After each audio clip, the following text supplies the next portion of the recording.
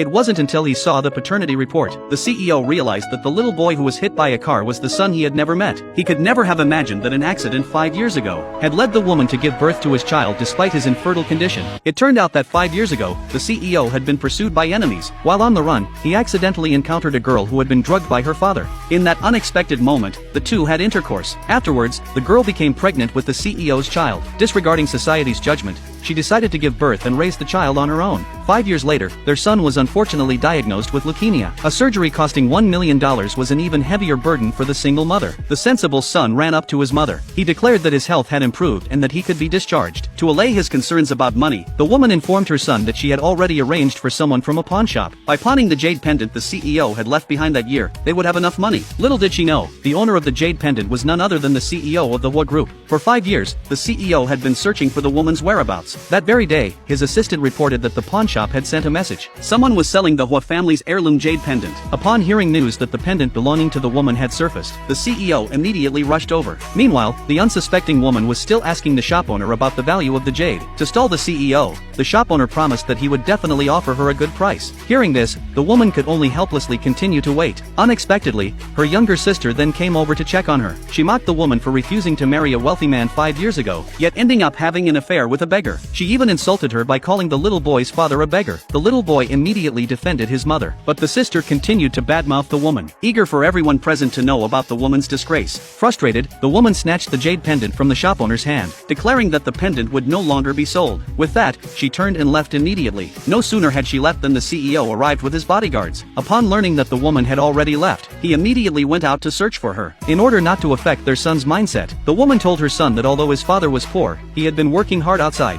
and that today happened to be her son's birthday. The woman wanted to buy him a cake. The son, knowing that his mother had no extra money after paying for his treatment, sensibly said he didn't want cake but preferred steamed buns. With that, he pulled his mother over to a steamed bun shop and bought a steamed bun. Then he treated the steamed bun as his birthday cake, making a wish that his father working away would return soon to reunite with them. The woman knew that her son missed his father, and she comforted him by saying that once he blew out the candles, perhaps his father would appear. Sure enough, the next second, the CEO happened to pass by, but the CEO saw that the woman was accompanied by a child, and thought that she was not the one he was looking for. Little did he know that the little boy was his own flesh and blood. At that moment, the woman received a call from the Hua Group, asking her to come in the next morning for an interview for the CEO's secretary position. The woman was overjoyed upon hearing this, because if she could work at the Hua Group, then the funds for her son's surgery would soon be gathered.